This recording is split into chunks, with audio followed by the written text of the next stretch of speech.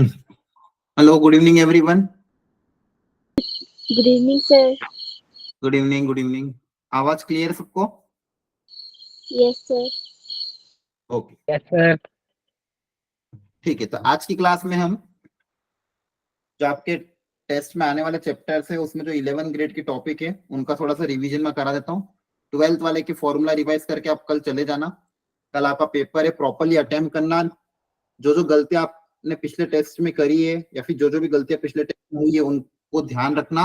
Same गलती वापस repeat नहीं होनी चाहिए। ज्यादा नेगेटिव अटेम्प्ट मत करना। जितना आपको आ रहा है, जिसमें आप श्योर हो, उनको अटेम्प्ट करने की कोशिश करना, भले ही वो 7-8 क्वेश्चन क्यों ना हो। 30 में सर आपको लग रहा है कि ठीक है 7-8 क्वेश्चन, 9 क्वेश्चन मुझसे अच्छे से हो पा रहे हैं, 10 क्वेश्चन 15 क्वेश्चन हो पा रहे हैं, जितने भी हो पा रहे हैं, लेकिन उनको अच्छे से अटेम्प्ट करो, प्रॉपरली अटेम्प्ट करो। टारगेट रखना 15 क्वेश्चन का, कोशिश करना 15 तक पहुंचने की। लेकिन अगर नहीं पहुंच पा रहे तो भी जितने आपसे हो पा रहा है उतना ही करने अटेम्प्ट करने की कोशिश करना, ठीक है? यस और sir. Yes sir. Timely paper करना, तीनों सब्जेक्ट को जैसे भी टाइम देते हो। केमिस्ट्री थोड़ा सा कोशिश करना, ऐसा नहीं कि केमिस्ट्री में 1 घंटा पूरा दे दो। कोशिश करना केमिस्ट्री 40 मिनट में निपटे, फिजिक्स 50 मिनट में, फिर बच्चा कुछ टाइम मैथ्स को, क्योंकि मैथ्स में कैलकुलेशन रहती है तो और लेंदी भी जाता है पेपर, तो बड़ा आता है। अभी पिछले 3-4 सालों में भी यही हो रहा है। फिजिक्स केमिस्ट्री कंपेरेटिवली इजी आ रहा है, मैथ्स का पेपर थोड़ा टफ आता है। तो मैथ्स के लिए आपको एंड में थोड़ा ज्यादा टाइम बचा के रखना होगा। तो बाकी जो सब्जेक्ट है थ्योरेटिकल, उसमें थोड़ा सा फास्ट करके समय वहां पे बचा लो और अच्छे से रिवाइज करके कल पेपर देना प्रॉपरली। और टाइम से देना, ऐसा नहीं कि कभी भी पेपर दे दिया। और दूसरी चीज, पेपर देते टाइम ऐसा नहीं कि बीच बीच में उठ उठ के जा रहे हो। देखो लास्ट ईयर भी कुछ बच्चों के साथ बहुत बड़ा इशू ये आया था पिछले साल। वो क्या करते थे कि जब भी ऑनलाइन पेपर होते थे तो उनकी आदत क्या रहती कि कभी 2 घंटे दिया, कभी 1.5 घंटे दिया, कभी 2.5 घंटे दिया, कभी भी 3 घंटे की प्रॉपर सीटिंग नहीं रखते थे। और रखते भी थे तो बीच बीच में उठने की आदत थी, कभी कुछ खाने चले गए, कभी कुछ पानी पीने चले गए, वहां चले गए। वो आदत बनती गई बनती गई बनती गई। जब जो फाइनल एग्जाम देने गए जेई की, तो उस दिन उनको बहुत ज्यादा इशू आया। ये फीडबैक आया था बच्चों की तरफ से मेरे को लास्ट ईयर फर्स्ट अटेम्प्ट में के बाद, कि सर हमने जो घर पे आदत बनी थी वैसी वहां पे हैबिट बन रही थी। फिर वहां पे 3 घंटा बैठने में बहुत दिक्कत आई, क्योंकि हमारी आदत ही नहीं थी 3 घंटे कंटिन्यूस बैठने की। आपको कम से कम जेई एग्जाम के पहले 15 से 20 बार 3-3 घंटे बैठ बैठ के आदत बनानी पड़ेगी, तब जाके आप उस दिन जेई वाले दिन कंफर्टेबल रहोगे। आप सोचोगे ठीक है अभी तो चल जाएगा, जेई वाले दिन तो बैठ जाएंगे, तो वो उस इफेक्टिवनेस के साथ वो पेपर नहीं दे पाओगे। इसलिए अभी से अपनी हैबिट बना लो कि हमको 3-3 घंटे कंटिन्यूस बैठना है पूरे पेपर में, चाहे पेपर हो नहीं हो, कैसा भी आ रहा हो, कितना ही टफ हो, आखिरी तक कोशिश करनी है। टफ क्वेश्चन भी होगा तो भी आपको 3 घंटे पहले उठना नहीं, क्योंकि आपको वहां एग्जाम में उठने नहीं देंगे। आप बोलोगे हमारा तो हो गया पेपर 1 घंटे के बाद, हमको जाने दो, तो जाने नहीं। आपको 3 घंटा कंपलसरी बैठना है, मतलब बैठना ही है। उसमें जो भी कोशिश करना है, एक क्वेश्चन को 2 बार 3 बार 4 बार 5 बार 6 बार जितनी बार अटेम्प्ट कर सकते हो अटेम्प्ट करो, लेकिन 3 घंटे पहले पूरा पेपर खत्म मत करना। आप जब पेपर देते हो तो वहां पे आपकी रिपोर्ट में ये भी दिखता है कि कौन से क्वेश्चन पे कितना आपने टाइम दिया। कहीं कहीं क्वेश्चन तो आप 2 सेकंड में डायरेक्ट टिक करके आगे बढ़ जाते हो, तो वहां से पता चल जाता है कि कहीं ना कहीं नेट से डाल दिया ढूंढ के। पूरा पेपर, कोई बहुत सारे बच्चे पूरा पेपर 3 घंटे बैठते ही नहीं है, तो वो बहुत गलत आदत है। कोई यूजफुल ही नहीं होगा। आप जेई एग्जाम में आपको बहुत दिक्कत आएगी। तो इन बातों का ध्यान रखना। अब से आपको पूरा पेपर पूरा प्रॉपरली अटेम्प्ट करना है, टाइमली देना है। ये आदत बनाओगे तो ही जेई में फायदा होगा, अदरवाइज बहुत दिक्कत आएगी। इस बात का ध्यान रखना। और पेपर ईमानदारी से देना, ऐसा नहीं कि चीटिंग करके दे रहे हो। और नेगेटिव अटेम्प्ट कम करना, ठीक है? चलो इन बातों का थोड़ा ध्यान रखना। और पेपर देखो अभी से ही, अब ज्यादा पेपर है नहीं अब। हर संडे होते हैं, संडे भी ज्यादा नहीं, बीच में अब दिवाली भी आएगी, आपकी स्कूल के हॉलीडेज भी आ जाएंगे, तब इसलिए इतने ज्यादा पेपर बचे नहीं है। तो जो भी बच्चे कुछ पेपर हैं उनको पूरी ईमानदारी से, पूरी प्रॉपर तरीके से दो, तो ही आदत बनेगी, अदरवाइज बहुत प्रॉब्लम होगी आपके। तो स्टार्ट करते हैं। सबसे पहले बाइनोमियल थ्योरम का मैं रिवीजन करा देता हूँ कुछ क्वेश्चंस। देखो जनरली जो क्वेश्चंस आते हैं उसमें सबसे मेजर जो आते हैं जनरल टर्म पे बेस्ड क्वेश्चन आते हैं। आपको जनरल टर्म लिखना बहुत अच्छे से आना चाहिए। जैसे अगर मान लो x प्लस वाई की पावर n है, x प्लस वाई की पावर n का एक्सपेंशन क्या होता है? nc0, बताओ क्या होता है, कैसे एक्सपांड करते हैं इसको? nc0 a की power n plus nc1 a n की पावर a की पावर n माइनस 1 b। हाँ, यहाँ पे a और b की जगह x और y यूज कर रहे हैं, तो ये हो जाएगा nc2 x की पावर, इन दोनों का डिफरेंस n-2 y b की पावर 2 y की पावर 2। इस तरह से जाती है एन सी एन एक्स की power N minus N Y की पावर एन, ये इसका एक्सपांशन होता है। और इसकी एक जनरल टर्म जो कि बहुत इंपॉर्टेंट है, तो ध्यान रखने वाले की जनरल टर्म क्या आती है इसकी, T R plus one term. देखो ध्यान से, ये फर्स्ट टर्म है, ये सेकेंड टर्म, ये थर्ड टर्म, और ये N plus one term. Total number of terms कितनी होती है, एन प्लस वन। तो सेकेंड टर्म में यहाँ पे एनसी वन आ रहा है, थर्ड टर्म में एनसी टू आ रहा है, तो थ्री यहाँ पे थ्री है तो यहाँ पे टू, यहाँ पे टू है तो यहाँ पे वन, यहाँ पे वन है तो यहाँ पे जीरो। तो T R plus one term जो होगी, यहाँ पे आर प्लस वन है तो यहाँ पे आएगा एनसीआर। यहाँ पे अगर आर प्लस वन है तो यहाँ पे एक कम, उसका एक कम आता है। एक्स की पावर इन दोनों का डिफरेंस n minus r और y की power R. r। First term जो फर्स्ट टर्म आता है उसकी पावर n माइनस आर आती है और सेकेंड टर्म की पावर आर आती है। तो ये ध्यान रखना, ये जनरल टर्म तो पता होना ही चाहिए। जेई में बहुत ज्यादातर जो हमारा पहला टॉपिक है जनरल टर्म पे बेस पे ही सारे क्वेश्चन होते हैं, एप्लीकेशन वाले क्वेश्चन भी जनरल टर्म के बेसिस पे होते हैं। क्या समझ में आ रहा है? yes ठीक है। ये तो तब जब n मेरा क्या हो, पॉजिटिव इंटीजर मतलब नेचुरल नंबर टाइप हो, तब मैं ये फॉर्मूला अप्लाई कर सकता हूँ। अब कभी कभी n नेगेटिव भी आ जाता है, फ्रैक्शन में आ जाता है। तो n अगर कुछ और हो गया इंटीजर के अलावा, for any n index negative हो गया, फ्रैक्शन हो गया, तब फॉर्मूला क्या होगा? उस केस में फॉर्मूला वन प्लस एक्स की पावर एन का फॉर्मूला याद रखना है आपको फॉर एनी इंडेक्स, चाहे माइनस हो फ्रैक्शन हो। फॉर्मूला होता है one plus N X plus N into N minus one by two factorial X square, ठीक है, एंड सो ऑन। जनरली शुरू की तीन टर्म में ही काम हो जाता है, क्योंकि बाकी के हायर पावर को हम नेग्लेक्ट कर देते हैं, क्योंकि जनरली क्वेश्चन में आपको जो भी एक्स रहता है उसका मैग्नीट्यूड वन से छोटा होता है। तो डेसिमल में रहता है, तो डेसिमल नंबर की हायर पावर को हम नेग्लेक्ट कर देते हैं। तो आपका फॉर्मूला कैसे एक्सपांड होता है, वन प्लस एक्स की पावर एन का one plus N X plus N into N minus one by two factorial X square and so on. ये दो फॉर्मूले ध्यान रखना है। क्या बात समझ में आ रही है? yes sir। इन दोनों क्वेश्चन को ट्राई करो जल्दी से। फर्स्ट वाले क्वेश्चन में एक्स की पावर फाइव का क्वेश्चन बताना, सेकंड वाले में एक्स क्यूब का क्वेश्चन बताना है। 3 से 3 मिनट का समय दे रहा हूं, प्रॉपरली ट्राई करो, कोशिश करो, हो जाएगा।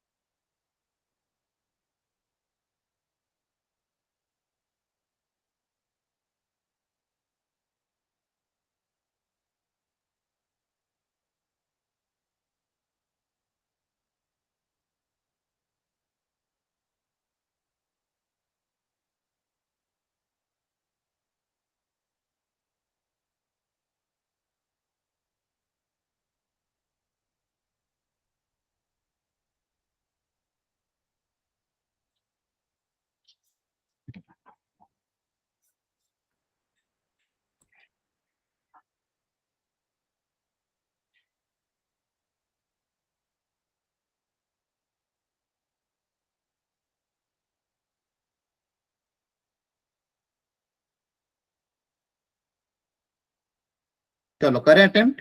फर्स्ट का आंसर आया किसी का?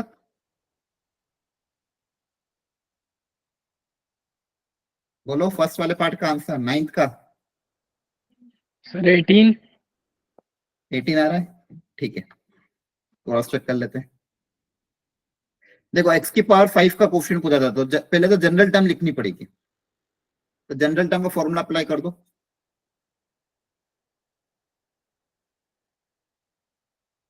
फर्स्ट टर्म की पावर एन माइनस आर और सेकेंड टर्म की पावर आर, ये जनरल टर्म का फॉर्मूला होता है।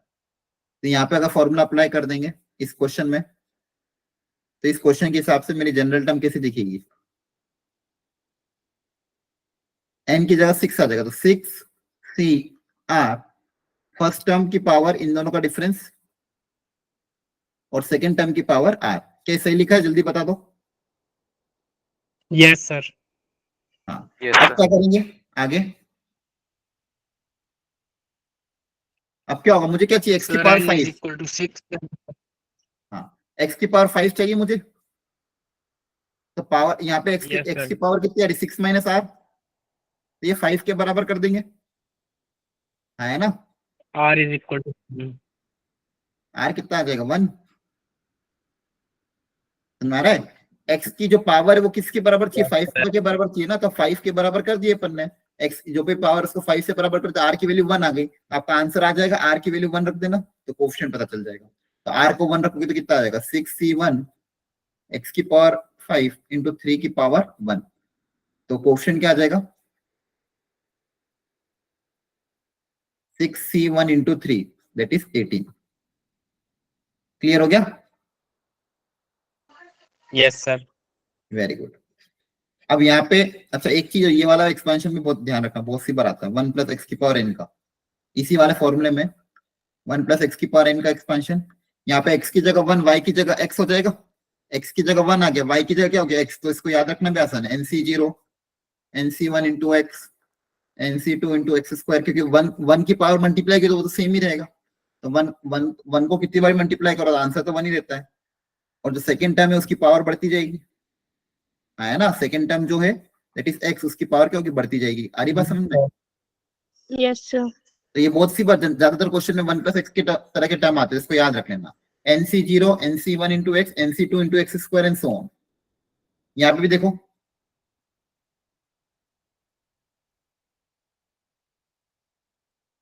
एक तो ये है और दूसरा क्या है? ये। अब दो तरह की सीरीज है और इसमें आपको एक्स क्यूब का कोएफिशिएंट पता करना है।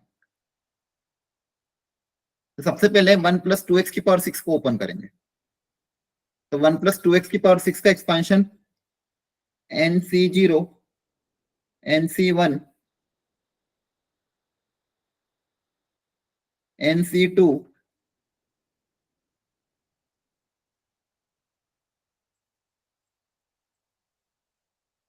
एंड सो ऑन, है ना? सही है? बोलो। Yes, sir. nc0 6c1 2x की पावर 1 6c2 2x की पावर 2 6c3 2x की पावर 3। अब देखो मेरे को एक्स क्यूब ही चाहिए, तो आगे लिखने की जरूरत नहीं है। और जो सेकेंड वाला एक्सपांशन है वो कैसे होगा? वापिस सेम nc0।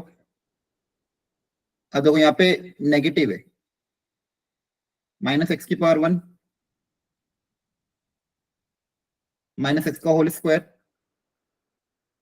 माइनस एक्स का होल क्यूब। अब आप ध्यान से देखो, यहाँ पे एक्स क्यूब कब कब क्रिएट होगा? कहां कहां पे एक्स क्यूब क्रिएट होगा? एक्स क्यूब किस किस के साथ क्रिएट होगा? देखो एक्स की पावर 3 बनाना है मुझे, एक्स की पावर क्या बनाना? 3। अब देखो ये दोनों ब्रैकेट आपस में मल्टीप्लाई होंगे, तो बताओ ये कांस्टेंट टर्म यहाँ पे एक्स की पावर 0 है, तो ये किसके साथ मल्टीप्लाई हो? इस सेकंड ब्रैकेट में किसके साथ मल्टीप्लाई हो ताकि एक्स की पावर 3 बने? बताओ। इस फर्स्ट ब्रैकेट का Sir, constant X. X cube के साथ, है ना? Yes, sir. Yes, sir. ये दोनों आपस में मल्टीप्लाई होंगे तो एक्स क्यूब क्रिएट हो जाएगा। तो एक्स क्यूब जब क्रिएट होगा उसमें एक्स क्यूब जो कॉमन लेंगे तो कोएफिशिएंट क्या बचेगा? यहाँ से बचेगा 6c0 और यहाँ से माइनस टाइम्स 7c3 बचेगा। इस समझ में आया? Yes, sir. सेकेंड, यहाँ पे एक्स की पावर 1, अब एक्स की पावर 1 किसके साथ मल्टीप्लाई हो ताकि एक्स क्यूब बने? Second X bracket. square. Very good, x square के साथ। X square. ये दोनों आपस में मल्टीप्लाई होंगे तो एक्स क्यूब बनेगा, एक्स क्यूब कॉमन होगा तो क्या कोएफिशिएंट बचेगा? 6c1 इंटू 2 इंटू 7c2 और ये -1 का स्क्वायर प्लस 1 ही हो जाएगा, है ना? Yes, sir. ठीक है, नेक्स्ट। यहाँ पे एक्स स्क्वायर है, तो एक्स स्क्वायर एक्स के साथ मल्टीप्लाई होगा, Yes, sir. Yes, sir. यहाँ पे बनेगा 6c2 इंटू 2 का स्क्वायर 4 इंटू यहाँ से आएगा 7c1 माइनस का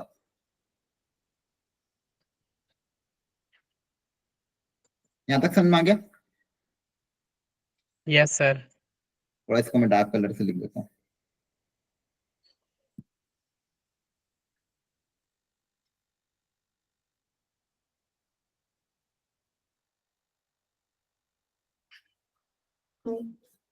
अब बताओ लास्ट क्या बच गया? X cube. ये एक्स क्यूब किसके साथ होगा? कांस्टेंट टर्म के साथ, तभी ये दोनों मिलके एक्स क्यूब बना देंगे। Yes, sir. Yes, यहाँ पे sir. आएगा 63 2 का क्यूब दैट इज 8 और 7c 0। ये सारे मिलके आपके एक्स क्यूब के क्या होंगे? कोएफिशिएंट होंगे। अब इन सबको ऐड कर देना, आपका आंसर आ जाएगा। समझ में आया? इस तरह से करने क्वेश्चन ये वाले। बोलो। Yes, sir. Yes, sir. तो ध्यान रखना, इसके सॉल्यूशन में मैंने दे रखे हैं, घर पे एक बार रीट्राई करके आंसर मैच कर लेना। अब यहाँ पे सोचो जरा, यहाँ पे एक ही बाइनोमियल का हायर पावर, बाकी दोनों सिंगल पावर पावर 1 वाले। टी की पावर 24 का कोएफिशिएंट निकालना, तो आप इसे एक्सपांड करके सोचो। पहले इसको एक्सपांड कर लो पावर 12 वाले को, और वो जो बचे हुए वो तो उसमें तो ज्यादा कुछ करना नहीं, क्योंकि इसमें पावर 1 ही है। एक में ये है और एक में क्या है? ये। तो सोचो इस पूरे में टी की पावर 24 का कोएफिशिएंट कब बनेगा? सोचो।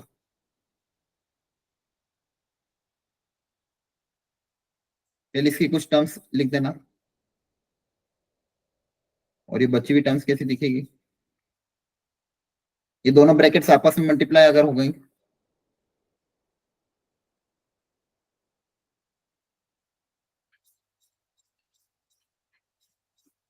ये बनेगा। अब आपको लॉजिकली दिख जाएगा टी की पावर 24 के साथ क्या क्या आएगा। कर लो ट्राई।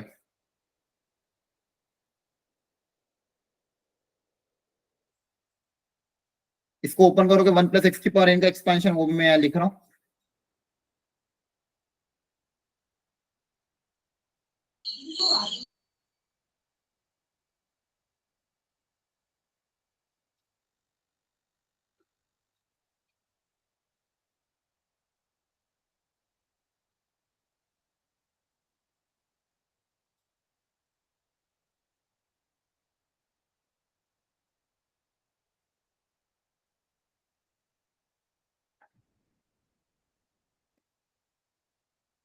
यहां तक देख के पता समझ में आया कि नहीं आया?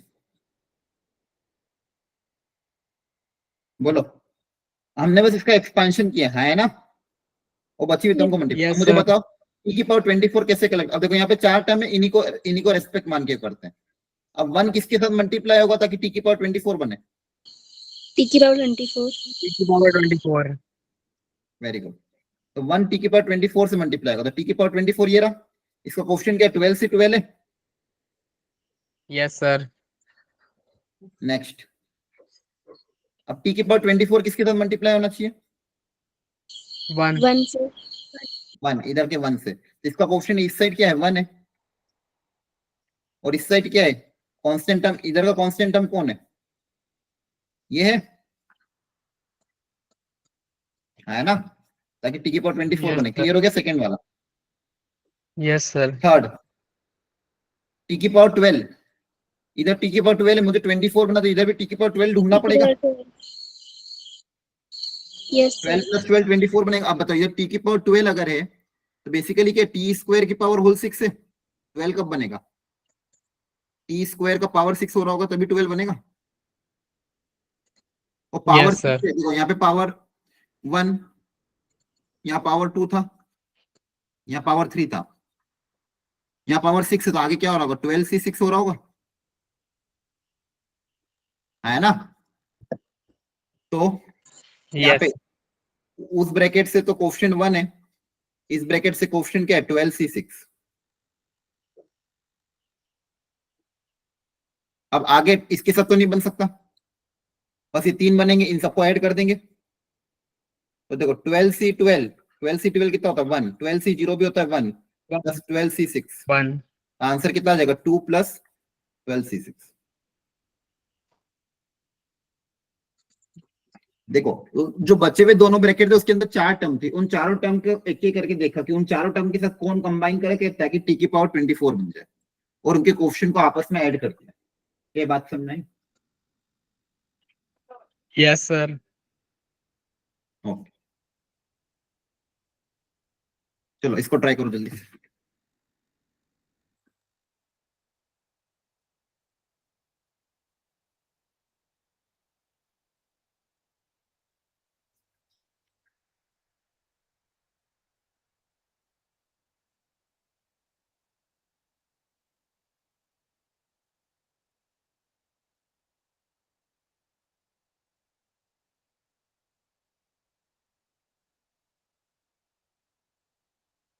Number of integral term in the expansion, general term लिखो, हो जाएगा सॉल्व। जनरल टर्म लिखो, फिर लॉजिक लगाना।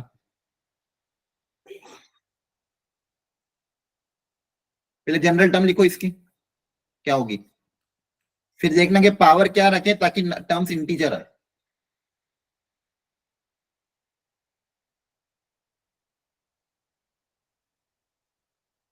जनरल टर्म लिख के सोचो। इस टाइप के क्वेश्चन आते हैं कि नहीं आते? बोलो, इसको सॉल्व करने का तरीका पता है क्या? Yes, sir. ठीक है, फिर ट्राई करो एक बार। जनरल टर्म लिखो, फिर सोचना कि जो भी फ्रैक्शन है उसकी पावर इंटीजर होना चाहिए, तभी आंसर आपका इंटीजर आएगा। जो भी नंबर उसकी पावर भी इंटीजर चाहिए।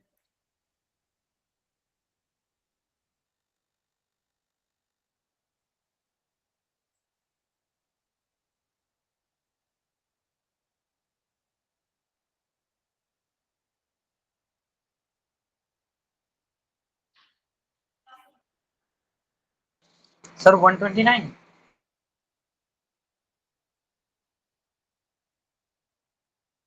क्या होगा आगे Option answer? B. Yes, sir. Option B, very good. देखो फटाफट देख लो, जनरल टर्म क्या होगी इसकी? N C R, first term की पावर एन माइनस आर, और सेकेंड टर्म की पावर आर। क्या बात समझ में आई?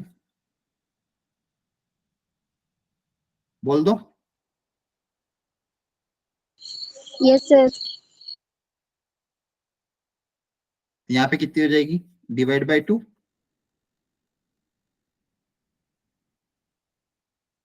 समझ में आया? अब देखो, अगर आपको इंटीग्रल टर्म चाहिए, मतलब आंसर इंटीजर में चाहिए, देखो ये तो इंटीजर है, इसमें तो कोई दिक्कत नहीं है, ये तो इंटीजर आएगा, इनको भी इंटीजर बनाना पड़ेगा। तो for integral term the power और एक्सपोनेंट शुड बी इंटीजर, है ना? पावर और एक्सपोनेंट भी कैसे होना चाहिए? इंटीजर होना चाहिए। क्लियर है? अब यहाँ पे पावर क्या है? एक पावर तो कितनी है आपकी? 1024 माइनस आर बाई 2, ये भी कैसी होनी चाहिए? इंटीजर। और जो नीचे वाला है सेकंड पावर कौन सी है? R by 8। देखो सेकंड पावर कौन सी? Are by 8। देखो ये जो भी नंबर है इनकी पावर अगर फ्रैक्शन हुई तो दिक्कत होगा ना, 1/2 1/3 इस तरह की हुई या नेगेटिव हुई तो कभी भी आंसर इंटीजर नहीं आएगा। आंसर इंटीजर कब आएगा? जब ये पावर भी इंटीजर हो। पावर अगर इंटीजर हुई तभी आंसर इंटीजर आएगा। तो जो सेकंड पावर है वो भी कैसी होनी चाहिए? इंटीजर होनी चाहिए। तो कभी भी ऐसा क्वेश्चन आता है तो यहाँ पे हम क्या कॉन्सेप्ट लगाते हैं, क्योंकि जो भी फ्रैक्शन होता है या फिर जो भी नंबर है उसकी जो पावर है वो पावर इंटीजर होगी, तभी आंसर आपका इंटीजर आएगा। पहले बताओ ये बात समझ में आई कि नहीं? Yes, sir. Yes, sir. ठीक है। हाँ, अब ये भी इंटीजर होना चाहिए, ये भी इंटीजर होना चाहिए, दोनों के दोनों। ऐसा कि नहीं कि कोई एक चलेगा, दोनों के दोनों को इंटीजर, दिस एंड दिस, तो दोनों में आपस में एंड की कंडीशन है। एंड की कंडीशन है, काय की कंडीशन है? एंड की कंडीशन मतलब इसके और इसके आंसर का आपस में क्या लोगे? इंटरसेक्शन। तो देखो फर्स्ट वाला इंटीजर कब होगा? फर्स्ट केस यहाँ पे आर की वैल्यू क्या रखे ताकि ये इंटीजर आए? Sir, 2. हाँ वेरी गुड। देखो 2 से डिविजिबल है ना, ये 2 से डिविजिबल होना चाहिए, तो ये ऑलरेडी इवन है, तो इस आर को भी इवन होना पड़ेगा, Yes, है ना? sir. तभी तो 2 से डिविजिबल होगा। इसको इंटीजर लाने के लिए ऊपर न्यूमरेटर इवन नंबर होना चाहिए। इवन तभी होगा जब आर इवन हो। तो 0, 2, 4, 6, 8 अप टिल 2000, मैक्सिमम कहां तक जाएगा 2024 तक। और सेकंड वाले केस में ये इंटीजर कब आएगा बताओ? सर जब 8 से बड़ा होगा। हाँ, आर का मल्टीपल होगा, बड़ा नहीं, 9, 10 आर के मल्टीपल होना चाहिए, हाँ, है ना, तभी तो 8 से डिविजिबल होगा। Yes sir. आर का क्या होना चाहिए? आर से डिविजिबल होना चाहिए। आर से डिविजिबल मतलब आर के मल्टीपल होना चाहिए। तो आर के मल्टीपल हुए तभी तो इसका आंसर 8 से मतलब 8 से डिविजिबल होगा, तभी तो आंसर इंटीजर आएगा, हाँ, है ना। Yes sir.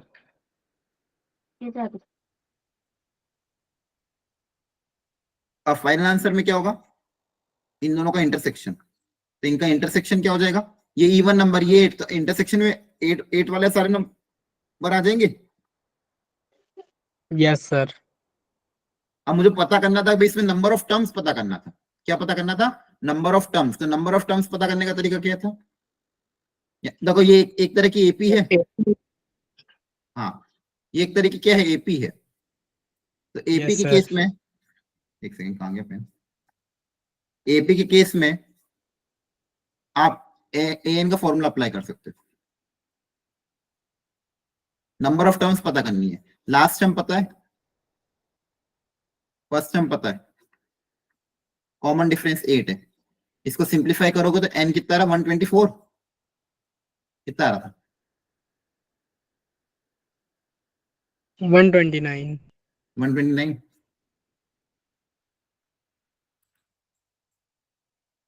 तो नंबर ऑफ टर्म्स कितनी आएगी? 129। तो देखो, ऐसे ही करना हमेशा, जो भी दो टर्म है उनकी पावर को इंटीजर बनाने के लिए आर में दो तरह की कंडीशन आएगी, दोनों का इंटरसेक्शन ले लेना, फिर नंबर ऑफ टर्म्स पता कर लेना। ऐसे क्वेश्चन जेई में बहुत बार आए हुए हैं। क्या ये बात समझ में आई? कर लोगे इस टाइप के क्वेश्चन अगर आएंगे तो? Yes sir. Yes, sir. अब ये binomial theorem for any index. पहले मैं क्वेश्चन को रीराइट कर लेता हूं, आप लोग सोच के बताना। पूछा है coefficient of x square. Question क्या दिया हुआ इस तरह से, 5 1 माइनस 2x, डिनोमिनेटर में तो पावर -1, और अगला वाला 1 माइनस 3x की पावर -1। तो इन दोनों को एक्सपांड करो पहले, दोनों ब्रैकेट्स को। एक्सपांड करने के लिए फॉर्मूला कौन सा अप्लाई करोगे? एनी इंडेक्स वाला।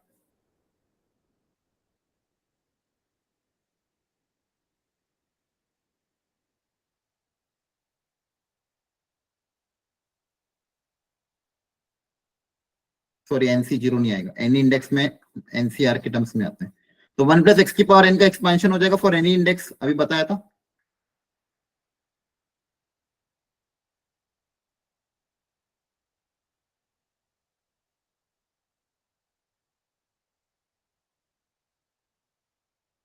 दोनों टर्म्स को एक्सपांड करो, देखो क्या आ रहा है आंसर। और देखो फिर एक्स स्क्वायर कोएफिशिएंट फाइनली कितना बन रहा है। सेम तरीका अपनाना है, बस एक्सपांशन के लिए फॉर्मूला ये वाला यूज करना है। ये वाला फॉर्मूला अप्लाई करो, एन की जगह -1, फर्स्ट वाले ब्रैकेट में एक्स की जगह -2x, और सेकंड वाले ब्रैकेट के लिए एक्स की जगह -3x आएगा। फिर दोनों टर्म्स को एक बार कंपेयर करके देखो, उसमें एक्स स्क्वायर कोएफिशिएंट क्या क्या बनेगा, बताओ फाइनल आंसर कितना आएगा।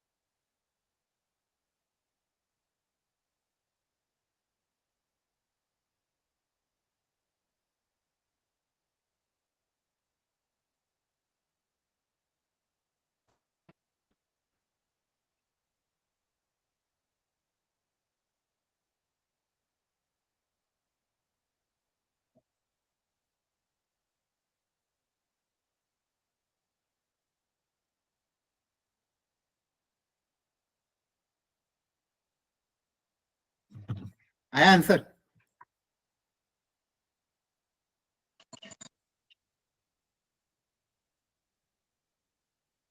देखो मैं एक्सपांड कर रहा हूँ, 1 प्लस एन एक्स, एन की जगह -1, एक्स की जगह -2x, ये 1 plus N X plus n into n minus 1 by 2 factorial, the n into n minus 1 by 2 factorial into x square. आगे की टर्म को नेग्लेक्ट कर सकते हैं, वैसे भी एक्स स्क्वायर को कोफिशिएंट पूछा गया प्लस 2x²। और सेकंड वाला ब्रैकेट कैसा आएगा? वापस से वही formula, 1 plus N X plus n into n minus 1 by 2 factorial x square and so on. ये दोनों करली ब्रैकेट को क्लोज कर दोगे। क्या ये बातें समझ में आ रही है आप लोगों को? Yes sir. Yes sir. अब देखो ये टर्म्स क्या क्या बन जाएगी, 1 प्लस 2x 3x प्लस यहाँ पे minus 4x²। -2, -2 into 2 2 factorial cut जाएगा, प्लस का 4x², ये 3 टर्म आएंगे। और सेकंड ब्रैकेट में 1 प्लस 3x, यहाँ पे भी 2 कट जाएगा, प्लस 9x²। अब लॉजिकली देख लो x² के साथ क्या क्या कोफिशिएंट आएंगे, और ये 5 तो है ही बाहर, वो तो मल्टीप्लाई होगा इसे लास्ट में। x² के साथ क्या क्या टर्म्स बनेगी, देखो यहाँ पे 1 किसके साथ मल्टीप्लाई होगा, इसके साथ, तो यहाँ पे 9 बनेगा एक, ये वाला 2 इस 3 के साथ मल्टीप्लाई होगा तो 2 3 जा 6, और ये 4 इस 1 के साथ मल्टीप्लाई होगा, तो ये सारे x² के कोफिशिएंट बनेंगे, हाँ है ना? Yes sir. फाइनल आंसर कितना आएगा, 5 into 9 plus 6 plus 4।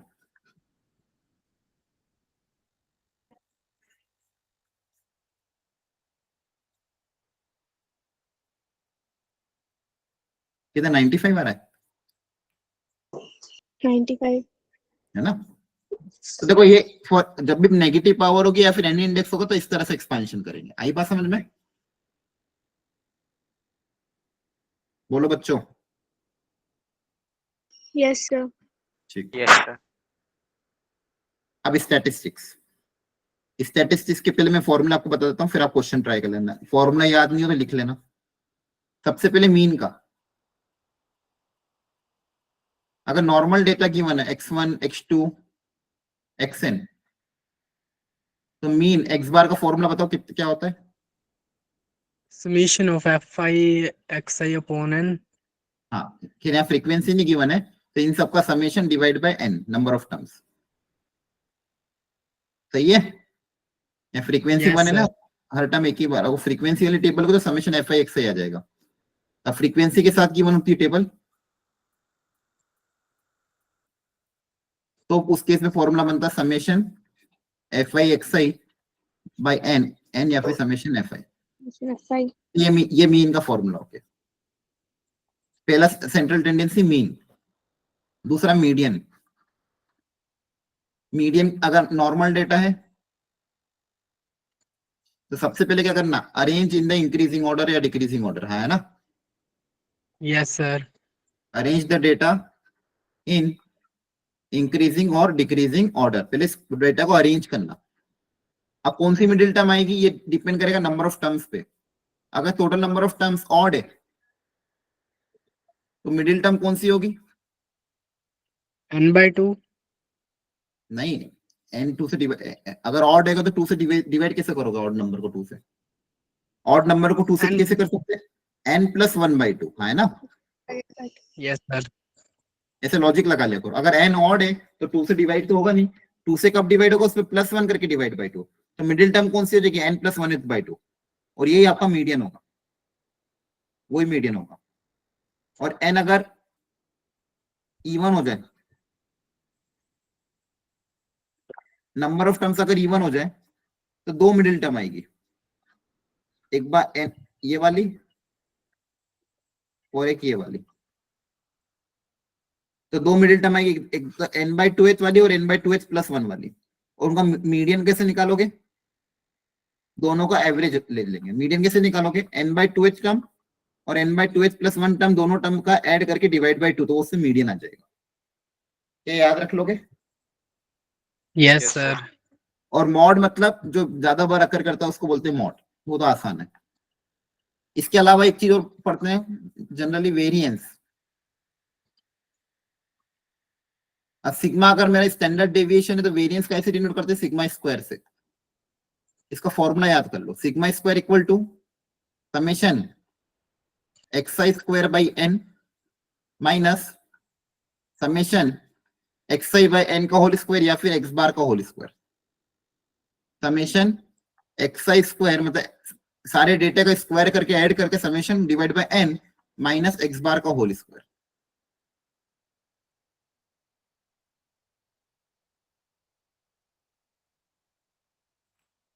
ये वेरिएंस का फॉर्मूला है, summation x i square by n minus x bar का होल स्क्वायर। क्या बात समझ में आ रही है? Yes, sir. Yes, sir. ठीक, तो वेरिएंस का फॉर्मूला याद रखना, summation x i square by n minus x bar का होल स्क्वायर। एक्स बार मतलब मीन, वो मीन कैसे निकालते हैं ये। चलो अब इससे रिलेटेड कुछ क्वेश्चन प्रैक्टिस कर लेते हैं जल्दी जल्दी। ये 2 क्वेश्चन है, जल्दी ट्राई करो।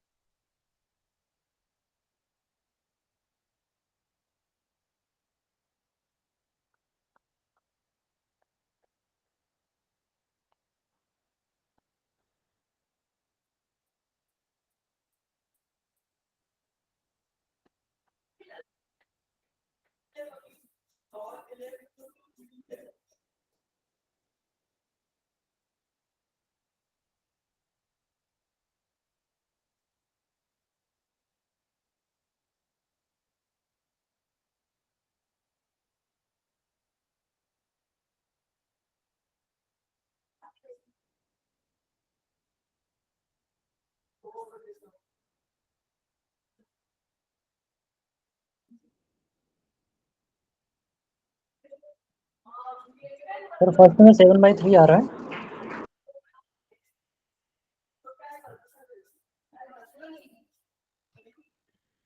हो गया? सर ये पहला वाला हो गया। फर्स्ट वाला हो गया, ठीक। क्या आया answer? Sir D option 7/3। 7/3, okay.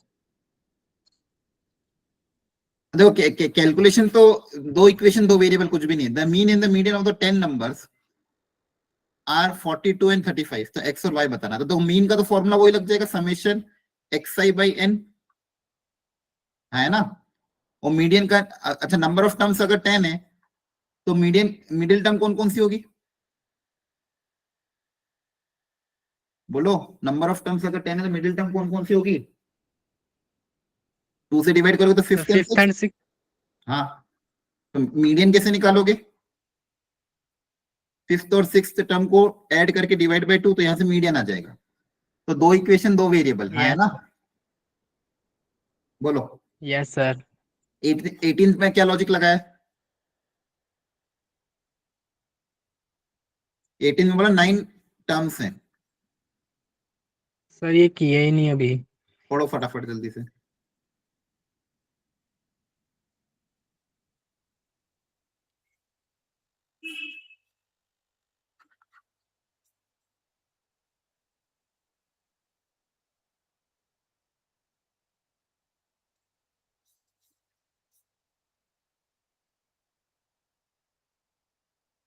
पढ़ो क्वेश्चन क्या दिया हुआ है।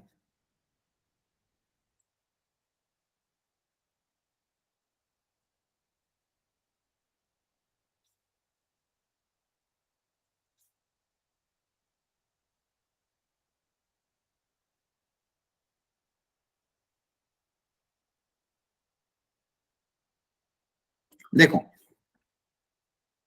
सर ऑप्शन है। करेक्ट। क्वेश्चन में लॉजिक था, कुछ भी नहीं था। नो ऑब्जर्वेशन थी, बोला कि आखिरी की जो चार ऑब्जर्वेशन, जो लार्जेस्ट फोर ऑब्जर्वेशन है उनको 2 से बढ़ा दिया। अब देखो, जब भी हम मीडियन निकालते तो इंक्रीजिंग ऑर्डर में अरेंज कर दिया, मान लो इंक्रीजिंग ऑर्डर में अरेंज कर दिया, तो ये आखिरी की चार सबसे लार्जेस्ट ऑब्जर्वेशन होगी, है ना। Yes sir.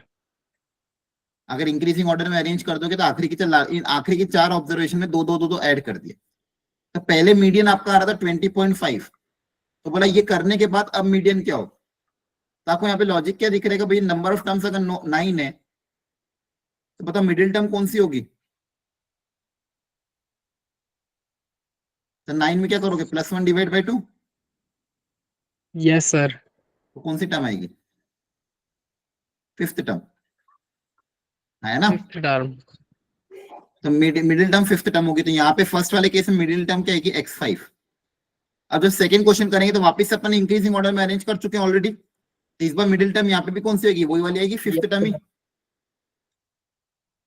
बोलो। यस सर, फिफ्थ ही आएगी। तो मीडियन चेंज होगा क्या, नहीं होगा, क्योंकि फिफ्थ टर्म चेंज ही नहीं हो रही है, मीडियन रिमेन सेम। क्लियर हो गया। Yes sir. Yes sir. चलो, ये मीन मीडियन पे क्वेश्चन हो गया। अब एक वेरिएंस पे करा देता हूँ, कोई भी एक कर लो, एक काम करो, 21st कर लो,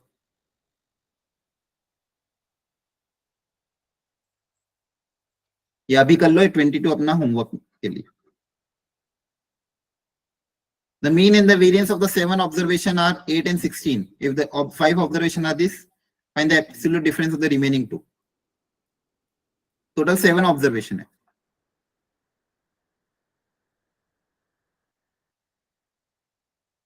बची हुई तो पता नहीं, तो उनको x और y मान लेते हैं।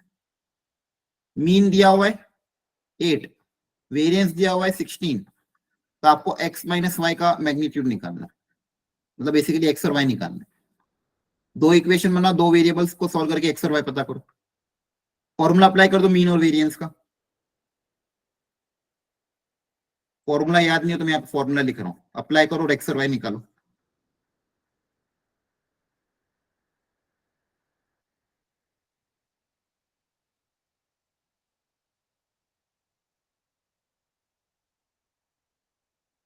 ये फॉर्मूला लिख दिया मैंने, अप्लाई करके पता करो x और y।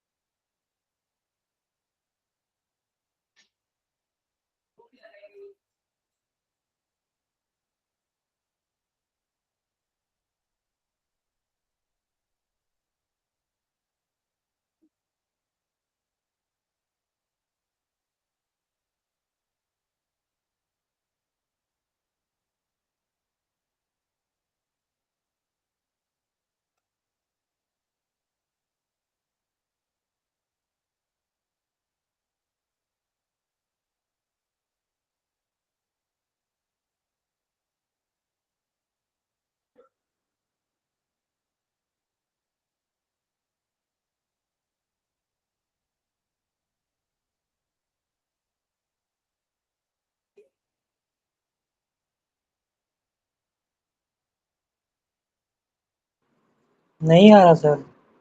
नहीं आया? No sir. कैलकुलेशन ही था। चलो फटाफट देखो अब। Summation x I by n equal to x bar, तो एक्स बार सबसे पहले इक्वेट कर देते हैं।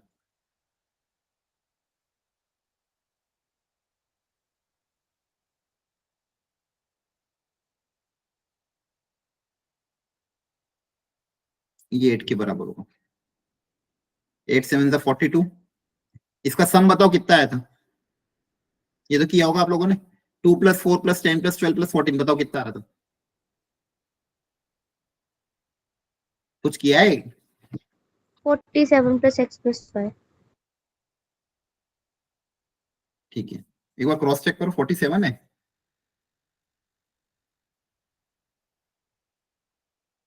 6 और 14 20, 20 और 10 30, 30 और देखो इनका सम कितना है? 6 6 + 14 20, 20 + 10 30, 30 + 12 42 आ रहा है क्या? Yes sir. Yes sir. मैं 42। मल्टीप्लाई गलत कर सॉरी दिया। सर, वो 42। मुझे लगा 7 है, 17 हाँ है। ये 42 और 8 से 8 7 56 है ना? 56 इक्वल टू 40। यस सही है। माइनस कर दो इसको, कितना आ रहा है? 14। Yes sir. Yes, sir. पहला रिलेशन आ गया। सेकेंड आएगा वेरिएंस से।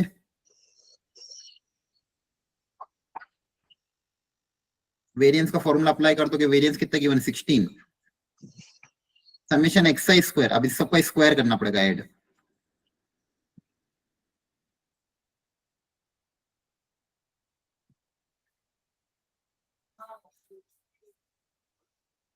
Summation x I square by N, N मतलब 7 माइनस एक्स बार का होल स्क्वायर। एक्स बार तो ऑलरेडी दिया हुआ है,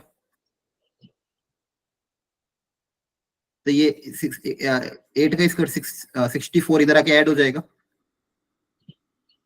इक्वल टू। अब इनके स्क्वायर का सम कितना आ रहा है ये आपको निकालना पड़ेगा। पता करो कितना आ रहा है।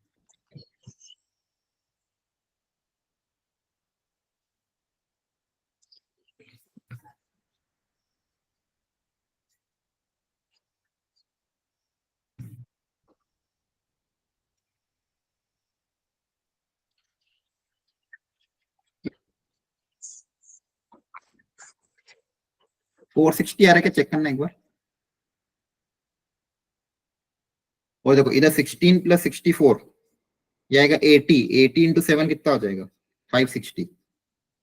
तो 560 - 460 equal to X square plus Y. एक बार कैलकुलेशन अपनी तरफ से देख लेना। दूसरी इक्वेशन क्या आ जाएगी? X square plus Y square equal to 100। Equation number 2। एक बार देखो ये आ रहा है कि नहीं आ रहा है? सर इतना तो आ गया मेरा भी। तो बस अब दो इक्वेशन, दो वेरिएबल, इनको सॉल्व करके एक्स और वाई निकालना है। तो थोड़ा सा इसमें बस एलजेब्रा था और कुछ भी नहीं था। X plus Y equal to 14 दिया हुआ है, X square plus Y square equal to 100 दिया हुआ है। आपको एक्स माइनस वाई निकालना है, तो एक्स माइनस वाई का होल स्क्वायर लिख सकते हो ना। एक्स प्लस वाई का होल स्क्वायर -2xy -4xy है ना। एक्स वाई कैलकुलेट कर लेते हैं। यहाँ से एक्स वाई आ जाएगा। एक्स प्लस वाई का होल स्क्वायर क्या होता है? X square plus Y square plus 2xy।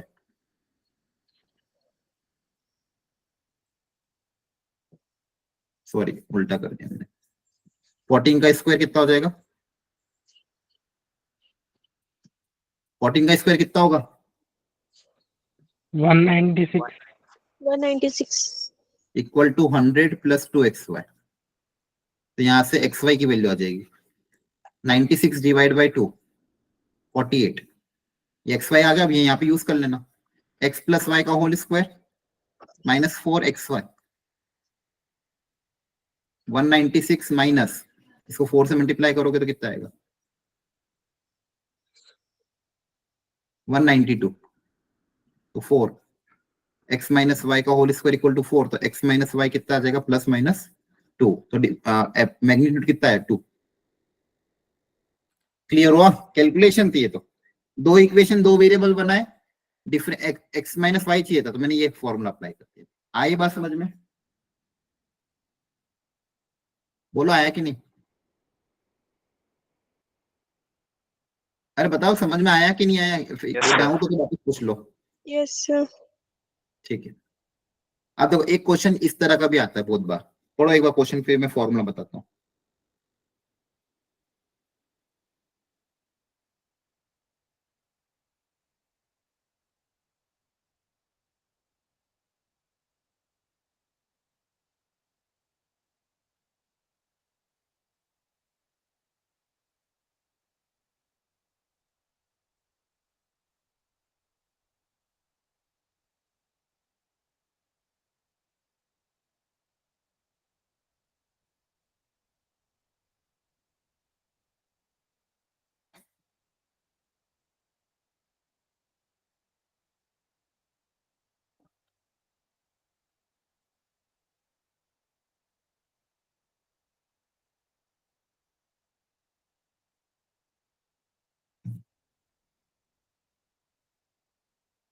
चलो पढ़ लिया क्वेश्चन।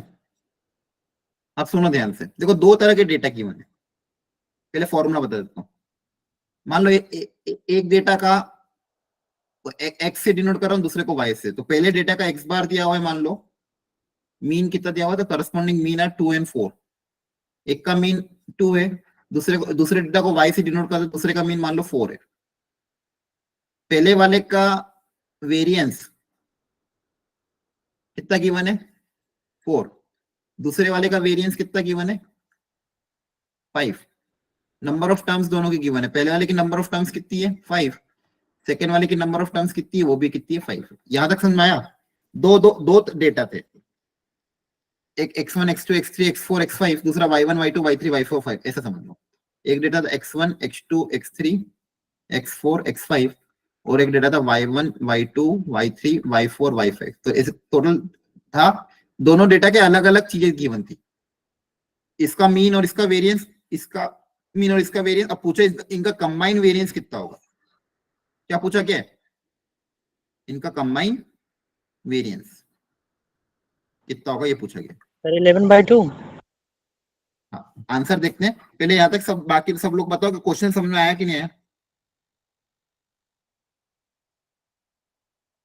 बोलो। Yes sir. आंसर थोड़ा जल्दी निकाला करो, इतना समय क्यों लगाते हो आंसर देने में। आंसर जितना जल्दी जल्दी दोगे, एक दो तीन क्वेश्चन एक्स्ट्रा सॉल्व होंगे। अब कंबाइन वेरिएंस कैसे निकलेगा, देखो फॉर्मूला। यू नॉर्मल वेरिएंस का फॉर्मूला क्या होता है, समेशन एक्स आई स्क्वायर, पर इस बार एक्स आई और वाई आई दोनों ही है, तो X I square plus summation Y I square divided by number of terms. Total number of terms कितनी हो जाएगी n1 plus n2, minus x bar का होल स्क्वायर। एक्स बार कैसे निकलेगा, summation x i plus summation Y i, total sum divided by total number of terms का whole square. ये formula समझ में आया कि नहीं आया? पहले क्या था, x I square by n, इस बार x I square plus y I square by n1 plus n2। पहले x i by summation x i by n का होल स्क्वायर होता था, इस बार क्या होगा, summation x i plus summation Y I bye n1 plus n2 का whole square. अब ये वैल्यू कैलकुलेट करनी होगी अपन को। कैसे कैलकुलेट करेंगे, देखो ध्यान से। सबसे पहले ये फर्स्ट डेटा को एनालिसिस करते हैं। फर्स्ट डेटा से एक्स बार क्या हो जाएगा, summation x I by N. यहां से एक्स बार दिया होता 2 equal to summation x I by N, तो समेशन एक्स आई यहां से आ गया 10, तो ये आ चुका। दूसरा डेटा वेरिएंस सिग्मा स्क्वायर का,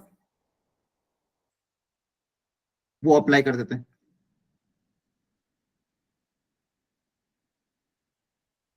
सिग्मा स्क्वायर का फॉर्मूला क्या हो जाएगा, summation x I square by n minus x bar का होल स्क्वायर, हाँ है ना। ये गिवन था 4 equal to summation x I square by n minus x bar का होल स्क्वायर। समेशन एक्स आई स्क्वायर कितना आ जाएगा, ये 4 प्लस 4 8, 8 5 40, हाँ है ना। तो ये भी आ गया। क्लियर, समझ में आ तो रहा है आपको? Yes sir. Yes, इसी sir. तरह से सेकेंड वाले डेटा से भी आप समेशन वाई आई और समेशन वाई आई स्क्वायर निकालवा लोगे और ये वैल्यू भी यहाँ पे पुटअप कर दोगे, है ना। एक बार कैलकुलेशन देख लो इसकी, देखो ये सेकेंड वाला डेटा भी समेशन वाई आई स्क्वायर निकाल लेना, समेशन वाई आई निकाल लेना और फॉर्मूला में पुटअप कर देना, n1 प्लस n2 10 आ जाएगा, तो आंसर 11/2 आ जाएगा। तो कंबाइन ये दो जेई में 3-4 बार आ चुका है, कंबाइन वेरिएंस पे क्वेश्चन आएगा तो फॉर्मूला अप्लाई करके सॉल्व कर लोगे, बोलो हाँ या ना। Yes, sir. Yes, sir. ठीक है, चलो आज इतना ही रखते हैं।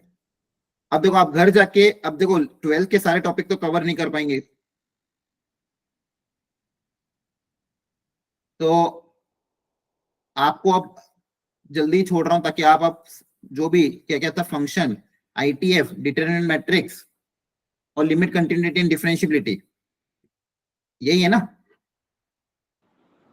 Yes, sir. तो इनके फॉर्मूले एक बार और देख लेना, समय अगर हो आज, आप तो क्या टाइम हो चुका है, लेकिन अगर आप पढ़ो भी रात को तो एक बार फॉर्मूला ऊपर से देख लेना, मॉड्यूल से देख लेना, भले मॉड्यूल में थ्योरी की हुआ नहीं है तो मॉड्यूल की थ्योरी से कंफर्टेबल नहीं है तो क्लास के नोट्स एक बार पढ़ लेना।